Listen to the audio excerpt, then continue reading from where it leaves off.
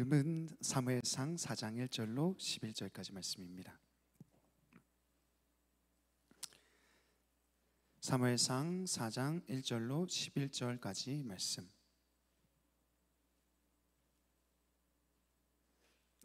우리 찾으신 줄 알고 교독하겠습니다. 사무엘의 말이 온 이스라엘에 전파되니라. 이스라엘은 나가서 블레셋 사람들과 싸우려고 에벤에셀의 곁에 진치고 블레셋 사람들은 아벡에 진쳤더니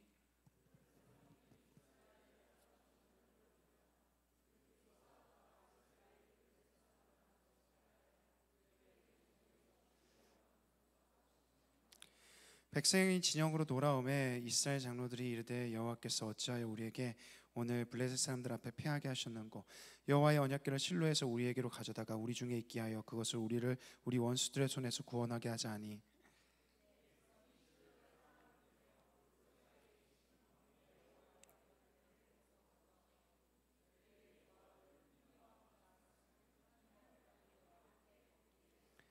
여호와의 언약궤가 진영에 들어올 때에 온 이스라엘이 큰 소리로 외치며 땅이 울린지라.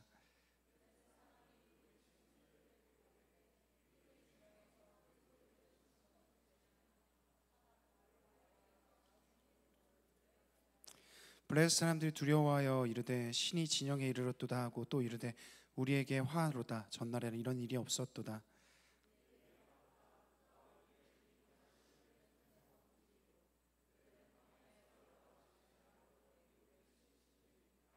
너희 블레셋 사람들아 강하게 되며 대장부가 되라. 너희가 히브리 사람의 종이 되기를 그들이 너희의 종이 되었던 것 같이 되지 말고 대장부 같이 되어 싸우라 하고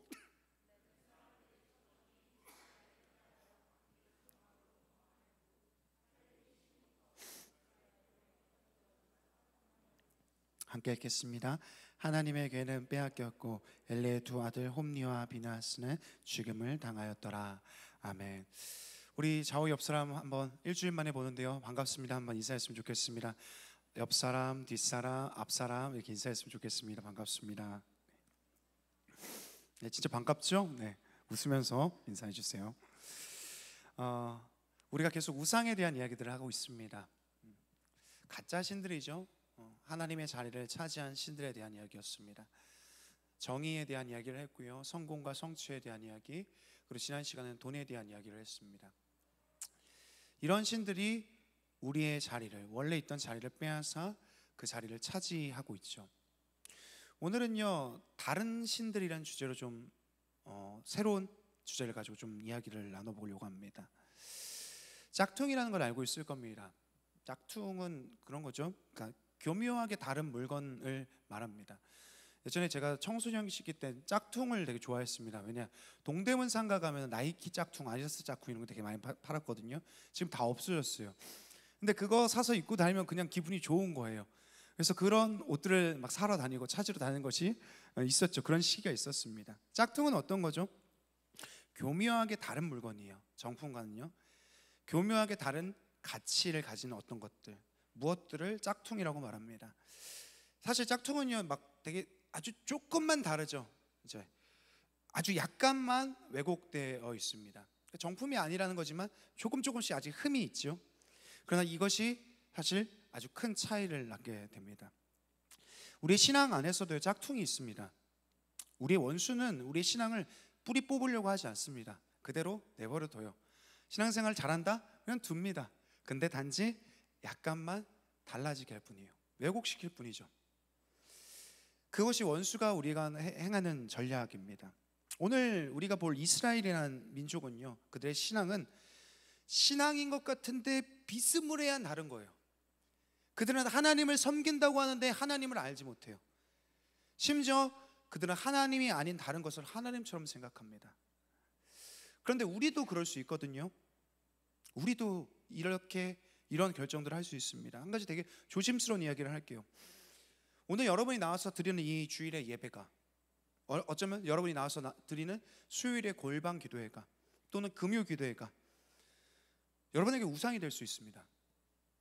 매일마다 하고 있는 묵상이 또는 기도가 여러분의 우상일 수도 있습니다. 근데 여기까지만 듣고 그냥 집에 가가지고 엄마한테 엄마 목사님 이상한 얘기해 이런 얘기하면, 신천지 같아 이런 얘기하면 안 됩니다. 오늘 설교를 좀 들어보세요. 그리고 한번 생각해 보죠. 우리가 정말로 믿는 것은 무엇인가? 오늘 사무엘상 4장에서는요, 이스라엘은 블레셋과, 그러니까 대치 상태 가운데 있습니다. 전쟁 중이었죠. 이 두 나라는요, 아주 오랫동안 이 갈등의 역사 가운데 있었습니다. 이스라엘이 가나안으로 이제 들어갔을 때부터, 그리고 정복 전쟁을 시작했을 때부터 블레셋과는 끊임없는 전쟁과 갈등이 있었습니다. 얼마 전에도 팔레스타인 무장 세력, 이제 하마스라는 단체와 이스라엘이 충돌을 했죠. 이 팔레스타인의 어원이 블레셋이라는 나라입니다. 그 갈등은요, 지금도 현재도 진행 중에 있습니다. 이제 어쨌든 본문으로 돌아가게 되면은 지금 이스라엘이라는 나라는 에베니셀이라는 곳에 진을 쳤고, 블레셋이라는 나라는 아벡에다가 진을 쳤습니다. 그리고 이제 한판 붙을 준비를 하고 있는 거죠. 전투가 시작되었습니다. 어떻게 됐을까요? 이스라엘은 군사 4,000명이 전사하는 패배를 맞게 됩니다. 좀 많이 죽었죠. 그런데 역사 속에서 패배라는 것은요, 비일비재한 일입니다. 전쟁은 항상 있었으니까요. 그런데 오늘 이스라엘의 패배는요, 그냥 단순히 패배했구나라고 여길 정도의 일은 아니라는 겁니다. 패배 이상의 의미가 그 가운데 들어있습니다. 여기서 패배라는 단어에는요, 그 동사 가운데는 치다라는 의미가 함께 포함되어 있습니다. 어떤 거냐, 이런 거죠. 엄밀히 말하면 이스라엘의 패배는 뭐냐, 그들의 패배인 동시에 하나님께서 그들에게 내리는 심판이다, 경고다, 치심이다, 이렇게 받아들이면 되겠습니다. 오늘 이스라엘은요, 졌습니다. 그렇지만 하나님이 그를 치셨죠. 왜요? 왜 그들을 심판하셨습니까? 이것을 알기 위해서는요, 원래 이스라엘의 전쟁이 무엇인지에 대해서 알아야 됩니다. 성경은 그들의 전쟁에 대해서 이렇게 표현합니다. 신명기 1장 30절입니다. 한번 띄워주시겠습니까? 같이 한번 읽어보겠습니다. 너희보다 먼저 가시는 너희의 하나님 여호와께서 애굽에서 너희를 위하여 너희 목전에서 모든 일을 행하신 것 같이 이제도 너희를 위하여 싸우실 것이며, 이 전쟁에 대한 이야기입니다. 이스라엘 전쟁이 이렇다라는 게 신명기 1장 30절에 나와 있습니다. 근데 여기 보면요, 이렇게 돼 있어요. 먼저 가시는 너희의 하나님, 이렇게 돼 있습니다. 여기서 먼저 가시는 이라는 단어가요, 먼저가 파님이라는 히브리어입니다. 파님, 앞서 혹은 얼굴이라는 의미를 갖고 있습니다. 그러니까 이런 거죠. 원래대로 하면, 원어대로 하면 이런 겁니다. 너희보다 앞서 가시는 하나님이, 너희의 얼굴 되시는 하나님이, 이런 얘기인 겁니다. 이스라엘의 전쟁이라는 것은요, 자기의 힘과 능력으로 전략적으로 하는 것이 아니라, 오늘 말씀 속에서 어떻게 얘기합니까? 하나님께서는 자기 백성 앞에 먼저 나가서 그 대적과 싸우는 것이 그들의 전쟁이라는 것을 말해주고 있습니다. 그러니까 어떤 순서입니까? 이스라엘이 있고요, 블레셋이 있습니다. 그러면 그 사이에 누가 있어요? 하나님이 있는 겁니다. 하나님이 블레셋과 싸우는 거죠. 그럼 이스라엘은 뭐 하고 있습니까? 하나님의 얼굴만 보고 있으면 돼요. 그게 그들의 전쟁이에요. 하나님만 구하면 되죠. 되게 쉽지 않아요? 근데 오늘 말씀을 보니까 어떻게 되어 있습니까? 사무엘상 4장 2절 말씀을 보면 이렇게 되어 있습니다. 블레셋 사람들이 이스라엘에 대하여 전쟁을 벌이리라. 그 둘이 싸우다가 이스라엘이 블레셋 사람들 앞에서 패하여. 여기서 블레셋 사람 앞에서 패했다, 여기 앞에서가 또 파님입니다. 이게 어떤 의미예요? 이스라엘하고 블레셋하고 싸우는데 그 사이에 누가 있어야 되죠? 하나님이 계셔야 되죠. 근데 어떻게 되어 있습니까? 이스라엘이랑 블레셋이랑 둘이 앞에 있는 거예요. 하나님 없는 전쟁을 그들이 시작했습니다. 그러니까 당연히 질 수밖에 없죠. 하나님이 없으니까요. 그런데 이스라엘은 어때요? 자신들의 전쟁이 뭐가 문제인지를 전혀 알지 못합니다. 하나님이 없어서 졌는데요. 이 패배로 인해서 이스라엘 장로들이 어떻게 합니까? 막 회의를 합니다. 야, 뭐야 해가지고 뭐라고 얘기하면요, 4장 3절 상반절에 보면 이렇게 되어 있습니다. 여호와께서 어찌하여 우리에게 오늘 블레셋 사람들 앞에 패하게 하셨는고. 이런 거죠. 헐, 오늘 우리 왜 졌지? 야 생각 좀 해봐. 야, 왜 졌어 우리? 도대체 왜 지는 거야? 이런 얘기들을 하고 있는 거죠. 이 말을 하고 있는 장로들은요, 자기들의 문제가 뭔지 전혀 알지 못합니다. 이렇게 말하잖아요. 왜 우리를 오늘 블레셋 사람들 앞에서 패하게 하셨지? 또 파님입니다. 스스로 말하면서도 알지 못해요. 왜죠? 하나님이 앞에 있어야 되는데, 하나님이 먼저 가셔야 되는데, 그 블레셋과 치러야 되는 전쟁인데 블레셋 사람들 앞에 서 있는 게 누구예요? 자기 자신들이니까요. 그러면서 이스라엘은요, 이 사람들은 그저 이것이 하나님 때문이다 라고 이렇게 생각합니다. 왜 지게 했지? 하나님 왜 일 안 하시지? 자신들을 돌아볼 어떠한 생각이 1도 없습니다. 자신들의 문제는 없다라고 생각해요. 우리는요, 우리 삶의 대부분에 일어난 문제들에 대해서요, 왜 일어났는지에 대해서 정확히 알지 못할 때가 있습니다. 하나님 내게 왜 그러셨지? 도대체 뭐가 문제지? 모를 수 있습니다. 그러면 어떻게 하면 돼요? 겸손히 구하면 됩니다.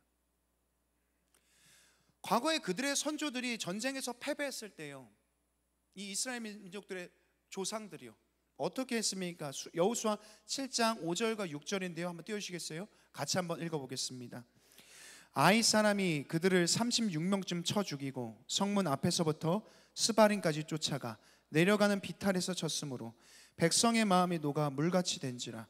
여호수아가 옷을 찢고 이스라엘 장로들과 함께 여호와의 궤 앞에서 땅에 엎드려 머리에 티끌을 뒤집어 쓰고 저물도록 있다가, 여호수아 리더들은요, 전쟁에서 패하자 어떻게 하죠? 자기 옷을 찢고 바닥에 머리를 쳐박고, 여기서 이렇게 표현되어 있습니다. 그러니까 머리에 티끌을 뒤집어 쓰다는데 이게 머리를 바닥에 쳐박는 거예요. 밤새도록 하나님 앞에 기다렸습니다. 이 모습은 무엇을 나타내요? 어떤 의미입니까? 이거죠. 행동입니다. 주님, 우리의 문제는 뭡니까? 당신은 우리에게 뭘 원하십니까? 하나님은 어디 계십니까? 이걸 행동으로 보여준 겁니다. 그들의 조상들은 자기들에게 문제가 생겼을 때 하나님의 판임을 찾았습니다. 얼굴이 어디 있습니까? 하나님, 당신은 우리 앞에 계십니까? 그리고 그의 앞에 나아가서 겸손하게 답을 기다리는 것이 그 문제들 앞에서의 그들의 모습이었습니다. 그런데 오늘 이 장로들은 어떻습니까? 하나님 앞에 나아가지 않아요. 뿐만 아니라 기다리지도 않습니다. 어떻게 하냐면요, 스스로 자기들끼리요 답을 만들어냅니다. 엉뚱한 답을 만들어내요. 무슨 얘기를 해요? 야야야, 뭐야 왜 하다가 맞다, 언약궤 없다, 언약궤 갖고 와. 그 이야기를 하는 게 장로들의 결정이었습니다. 사무엘상 4장 3절인데요, 한번 띄워주시겠어요? 같이 한번 읽어보겠습니다. 백성이 진영으로 돌아오매 이스라엘 장로들이 이르되 여호와께서 어찌하여 우리에게 오늘 블레셋 사람들 앞에 패하게 하셨는고, 여호와의 언약궤를 실로에서 우리에게로 가져다가 우리 중에 있게 하여 그것을 우리 원수의 손에서 구원하게 하자 하니. 그들의 문제가 언약궤가 없었기 때문이다, 이렇게 결론합니다. 언약궤라는 게 뭡니까? 아마 여러분 아실 겁니다. 예담섬에서 했죠, 언약궤요, 그죠? 나무로 된 상자입니다. 그것의 바깥과 안을 다 금으로 칠하죠. 길이는 약 90에서 120cm 정도 됩니다. 그리고 폭과 높이는 모두 70cm 정도 됩니다. 위로 이렇게 뚜껑을 여닫을 수가 있어요. 그리고 그 뚜껑 안에는요, 하나님의 중요한 선물 같은 게 들어있습니다. 뚜껑 위에는요, 아주 특이하게도 장식물이 있는데, 그게 뭐냐, 천사들, 그룹이라고 하거든요. 천사들이 날개로 이렇게 쌍방향에서 이렇게 펼치고 있습니다. 그게 언약궤죠. 이 궤의 1차적 기능은요, 그 속에 있는 중요한 성물을 보관하는 게 이 목적이었습니다. 그런데 또 한 가지 기능이 있거든요. 그게 뭐냐, 출애굽기 25장 22절에 나와 있습니다. 제가 읽어드릴게요. 거기서 내가 너와 만나고 속죄소 위 증거궤 위에 있는 두 그룹 사이에서 내가 이스라엘 자손을 위하여 내게 명령할 모든 일을 내게 이르리라. 어떤 얘기를 합니까? 언약궤라는 것은요, 단지 보관 장소가 아닙니다. 박스만은 아니에요. 무슨 얘기를 합니까? 하나님과의 만남의 장소라고 이야기합니다. 보통 언약궤는 어디에 보관되냐면요, 성소라는 곳을 지나서 지성소라고 가장 깊숙한 곳에 보관되어집니다. 거기서 대제사장이 1년에 딱 한 번 나갑니다. 그리고 그 뚜껑 사이에 있는 천사들의 날개 가운데서 하나님이 너희에게 말씀하겠다, 이런 얘기를 하거든요. 즉 하나님의 이 언약궤는 하나님의 영광을 나타냅니다. 영광이라는 것은 무엇이에요? 하나님의 존재가 막 선명하게 나타나는 거예요. 보이지 않는 하나님이잖아요. 그런데 영광은 하나님이 막 뚜렷하게 나타나요. 눈에 보이도록 막 체험되어져요. 그걸 영광이라고 얘기해요. 이건요, 이 언약궤는요 거의 하나님 같은 거예요. 거의 하나님이죠. 그걸 전쟁청으로 갖고 오는 겁니다. 하나님의 영광을, 하나님의 임재를, 그리고 그 힘으로 싸우겠다는 겁니다. 어때요? 괜찮은 생각 아닙니까? 물론 하나님께 물어보지 않았지만요, 그들이 하나님을 의지하고 있는 거 아니에요? 어땠을까요? 우리 계속해서 보죠. 사무엘상 6장 7절입니다. 6절 7절인데 제가 읽어드릴게요. 블레셋 사람이 그 외치는 소리를 듣고 이르되 히브리 진영에서 큰 소리로 외침은 어찌 됨이냐 하다가 여호와의 개가 진영에 들어온 줄을 깨달은지라. 블레셋 사람이 두려워하여 이르되 신이 진영에 이르렀다라고 하고. 언약궤가 진중 가운데 들어오니까요, 이스라엘 백성들이 막 군사들이 막 소리 지릅니다. 와 이럽니다. 이겼다 말입니다. 어깨 막 뽕이 이렇게 들어가요. 심지어 블레셋조차도 어떻게 됩니까? 막 두려워하기 시작합니다. 그들은요, 언약궤를 보자마자 무슨 얘기를 하냐면요, 아 화로다 이런 얘기합니다. 무슨 얘기냐면요, 이거요, 망했다. 와 망했다, 우리 끝났다 야, 이런 얘기를 하고 있는 겁니다. 그리고 나서 이 이스라엘과 블레셋은요 언약궤를 가지고 전투를 시작하죠. 그 결과가 어떻게 됐을까요? 첫 번째 전투하고 비교할 수 없을 정도로 이스라엘이 처참하게 패합니다. 죽은 사람만 3만 명이에요. 아까 4천 명 죽었거든요. 3만 명 죽습니다. 언약궤를 뺏깁니다. 블레셋에요. 제사장 홈니와 비느하스가 이 언약궤 끌고 왔거든요. 걔들 다 죽어요. 이 소식을 듣고 놀란 대제사장 엘리는요 의자에서 넘어져 목이 부러져서 죽습니다. 풍비박산 난 거죠, 이스라엘이요.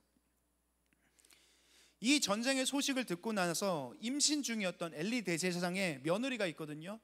이 며느리는 충격을 받아서 아이를 낳으면서 이제 죽게 됩니다. 사람들은 태어난 이 아이의 이름을요 이가봇이라고 불렀어요. 이가봇은 직역하면 이런 겁니다. 하나님의 영광이 없다.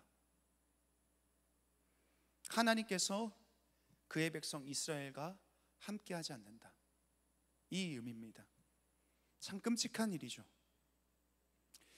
자, 그렇다면 왜 이런 문제가 생겼을까요? 실로에서 제사장들이 왔고요, 언약궤도 왔습니다. 그들이 이 전쟁의 승리 조건이라고 생각했던 모든 조건이 다 맞아 떨어졌습니다.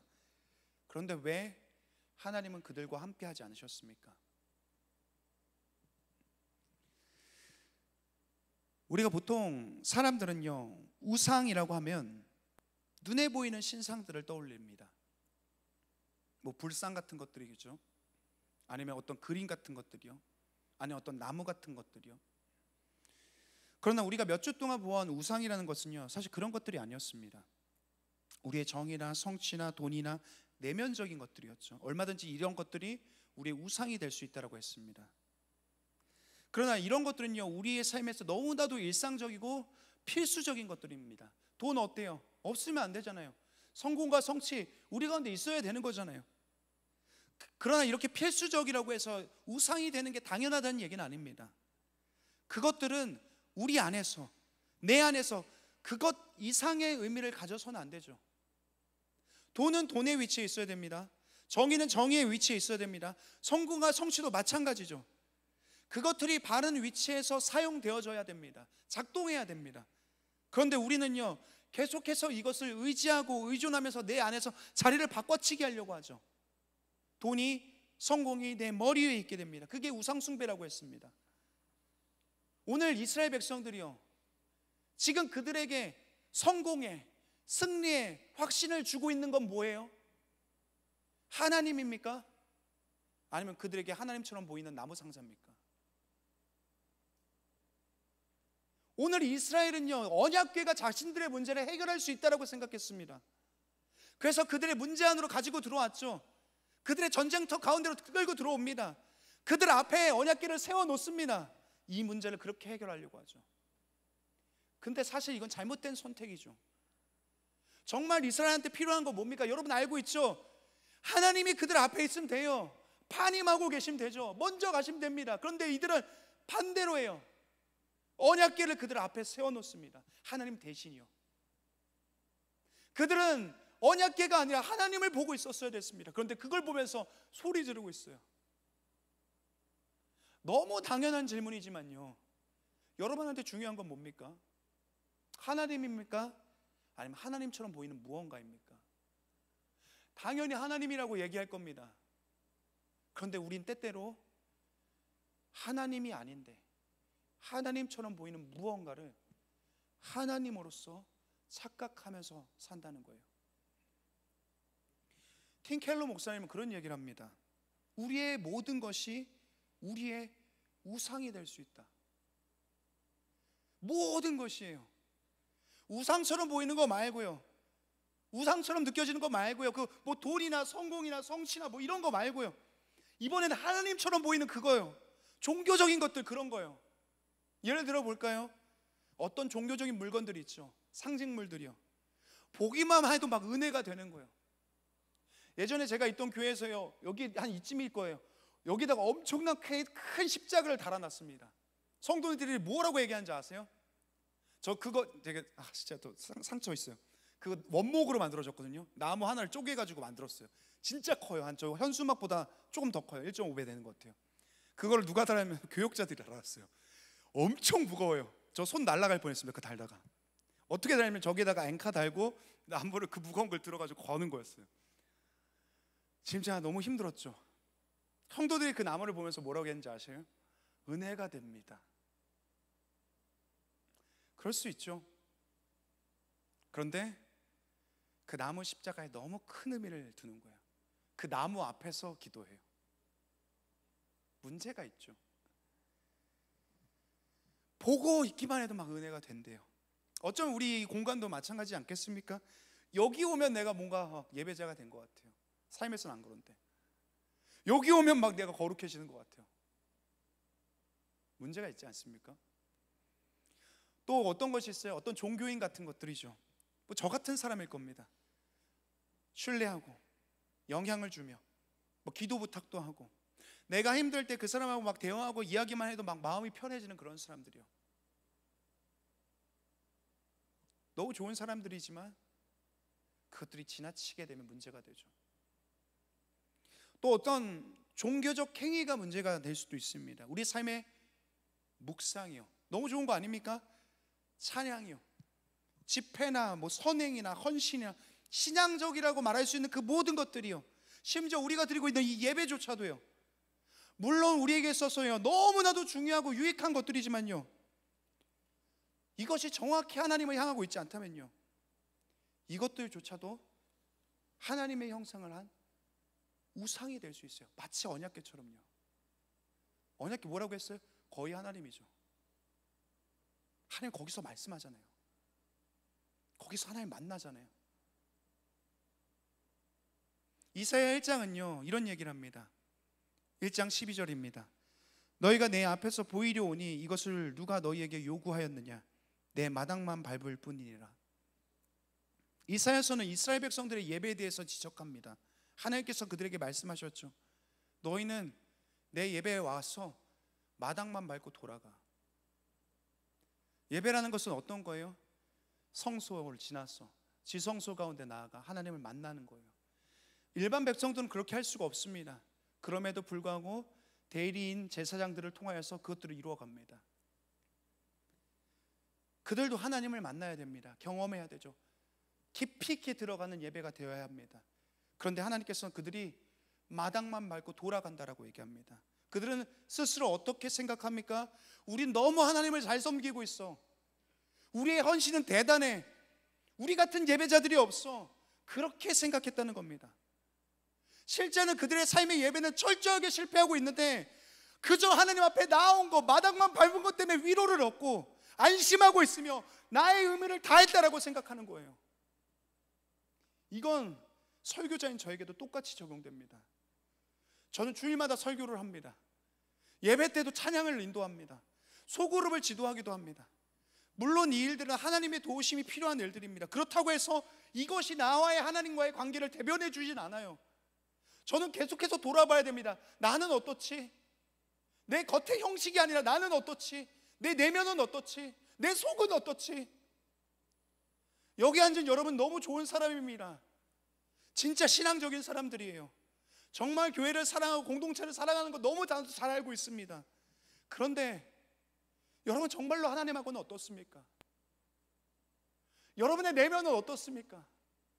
여러분의 예배는 어때요? 바닥만 밟고 돌아가지 않아요? 그것에 의무를 다했다, 만족했다, 그러고 돌아가고 있지 않습니까? 그러니까 오늘 이스라엘 구했어야 하는 건 뭡니까? 괴짝이 아니에요. 그게 아니라 선조들처럼 옷을 찢고 머리를 쳐박고 하나님을 구하는 것이, 그것이 그들이 했어야 될 결정이었다는 겁니다. 오늘 하나님이 아닌 언약궤를 보고 있던 이스라엘, 하나님께서는 그런 그들 가운데 함께하지 않으십니다. 두 번째, 왜 하나님은 그들과 함께하지 않으셨는가? 이스라엘이 언약궤를 전쟁터 가운데 가져간 것, 처음으로 가져갔던 건요, 여리고 성을 점령할 때였습니다. 자, 알죠? 여호수아에서 여리고 막 성 뺑뺑이 돌았잖아요. 7바퀴요. 언약궤를 앞세워서 그 성 주변을 돌았고 성이 무너졌습니다. 오늘 사무엘상 4장에서 다시 전쟁터 가운데 나타난 겁니다. 그런데 여기를 보면요, 이 여호수아서하고 이 사무엘상 두 장면 사이에서는 차이가 있습니다. 여리고 전투 때는요, 하나님의 명령에 따라서 그것을 갖고 옵니다.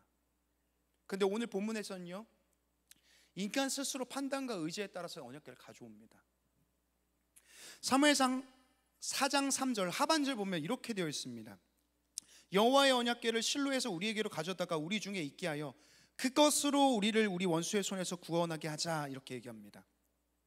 그것으로라고 얘기해요. 무슨 얘기입니까? 하나님이라면 그것이라고 말할 수 없죠.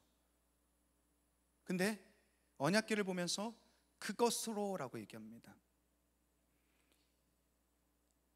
철학자 마르틴 부버라는 사람은요, 이런 얘기를 합니다.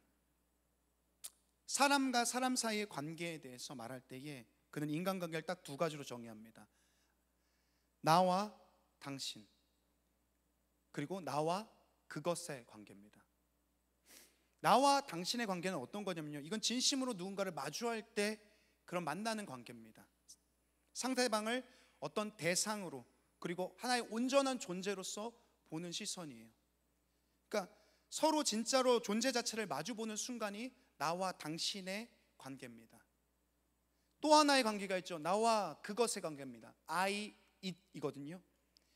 이건 상대를 어떤 도구나 물건처럼 대하는 관계를 말합니다. 사람을 하나의 정보나 기능이나 역할로만 보는 거죠. 말 그대로 그것입니다. 사장님이 여러분 보는 거예요. 그죠?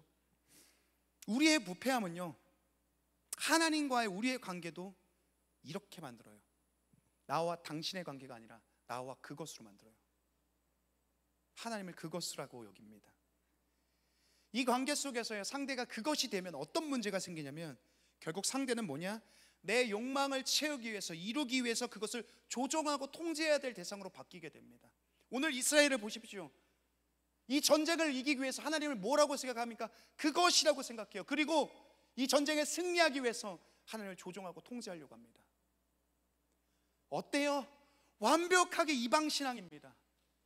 하나님께서 우리의 신앙 속에서 이렇게 하면 우리를 들어주시고, 이렇게 하면 성공케 하고, 이렇게 하면 우리를 만족스럽게 만들어줄 거라는 기대를 가지고 있어요. 그런데 생각해 보세요. 하나님은 우리를 창조하셨습니다. 하나님께서 우리를 창조하셨던, 우린 피조물인데 한 번도, 우리를 단 한 번도 하나님을, 우리를 그것이라고 여기지 않았습니다. 언제나 어떻게 말씀하십니까? 나와 당신의 관계가 되기 원해요. 근데 하지만 우리는 자주 곧잘 나와 당신이 아니라 나와 그것으로 하나님의 관계를 변질시켜 버리죠. 여러분은 하나님 볼 때 어떻습니까? 나와 당신입니까? 나와 그것입니까? 오늘 이스라엘이 하나님을 도구화했을 때 하나님께서 그들의 영광, 그들 가운데 하나님의 영광을 나타내지 않습니다. 그들 가운데 있던 문제였죠. 마지막입니다. 세 번째로 왜 하나님께서는 그들 가운데 함께하지 않으셨는가? 오늘 이 사무엘상 4장 3절은요, 우리 계속해서 반복해서 읽고 있지만요, 정말로 이스라엘의 문제가 무엇이었는지 보여주는 되게 중요한 구절입니다. 마지막으로 한번 띄워주시겠어요? 또 마지막으로 한 번만 같이 읽어주시겠어요? 같이 읽겠습니다. 백성이 진영으로 돌아오매 이스라엘 장로들이 이르되 여호와께서 어찌하여 우리에게 오늘 블레셋 사람들 앞에 패하게 하셨는고 여호와의 언약궤를 실로에서 우리에게로 가져다가 우리 중에 있게 하여 그것으로 우리를 우리 원수들의 손에서 구원하게 하자 하니. 3절이죠. 이 3절에서요 가장 많이 나오는 단어가 혹시 뭔지 찾아보시겠습니까? 숨은 그림 찾기입니다. 엄청 많이 반복되거든요. 한 6번? 네, 혹시 아십니까? 네, 그냥 제가 말할게요. 네. 우리라는 단어입니다. 우리 원수들의 손에서 우리에게로 가져다가 우리 중에 있게 하여 그것으로 우리를 우리의 원수들의 손에서 구원하게 하자. 우리가 계속해서 반복해요. 저자는 의도적으로 우리라는 단어를 반복했었습니다. 이렇게 하는 이유가 한 가지죠. 그들이 이러한 선택을 하고 있는 이유에 대해서 보여주는 겁니다. 어떤 선택입니까? 하나님 대신에 대체품을 하나님으로 여기는 선택. 하나님을 유가 아니라 당신이 아니라 그것으로 여기는 선택을 하고 있는 이유가 무엇인가? 바로 우리 때문이라는 거예요. 비대해진 자아죠. 너무나 커진 자신입니다. 우상의 끝판왕은 뭘까요? 우리가 계속 보잖아요. 돈이다, 성공이다, 정의다, 무엇이다, 눈앞에 보이는 중독이다. 우리의 우상들은 수없이 많습니다. 그런데 그 중에서 가장 끝판왕은 뭡니까? 비대해진 내가 바로 이 우상의 끝판왕입니다. 오늘 이스라엘은 그렇죠. 그들 가운데 우리가 너무 많아요. 생각해 보십시오. 전쟁에서 패배했습니다. 많은 사람이 죽었어요. 그러면 이렇게 생각해 볼 만 하잖아요. 신앙인이라면 하나님 우리한테 왜 그러셨지? 우리의 잘못이 뭐지? 이렇게 생각해 볼 수 있잖아요. 그런데 어떻습니까? 스스로가 너무 커져서 모든 초점이 하나님이 아니라 자기 자신들에게 있어요. 우리에게 있어요. 내게 있어요. 그 중심이 그 외에는 생각해 볼 수가 없는 겁니다. 최근 심리학은요 이런 얘기를 합니다. Ego is enemy. 발음이 너무 안 좋죠. Ego is enemy. 네, 에너미인가요? 네. 에고가 적이다. 에고를 견제해야 된다 이런 얘기를 합니다. 현대 사회에서 특히 한국이란 나라 속에서요 우리 가운데 있는 어떤 우울증, 심리적인 문제, 공황 이런 문제들은요 우리가 이렇게 생각하잖아요. 자신의 자아가 너무 떨어져서 나의 자존감이 너무 바닥을 쳐서 생기는 문제라고 우리는 지금까지 생각해 왔습니다.